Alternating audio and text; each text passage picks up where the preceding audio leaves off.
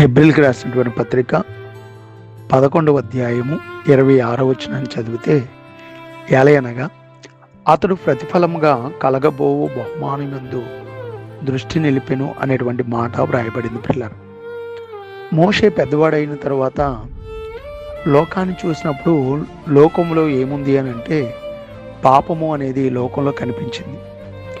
అప్పుడు మోషే లోకంలో ఉన్నటువంటి పాపమును అనుసరించి నడుచుకుంటే కలగబోయే బహుమానాన్ని నేను పోగొట్టుకుంటాను అనేటువంటి ఆలోచన కలిగి అతడు ఈ లోకంలో ఉన్నటువంటి పాప భోగములను అనుభవించుట కంటే దేవుని ప్రజలతో శ్రమ అనుభవించడం మేలని యోచించి ఫరో కుమార్తె యొక్క కుమారుని అనిపించుకున్నటకు ఒప్పుకోలేదు. ప్రియులారా, ఎందుకు ఒప్పుకోలేదు అని అంటే అతడు ప్రతిఫలంగా కలగబోయే బహుమానం యందు దృష్టి నిలిపెను అనే మాట మనం చదివాం.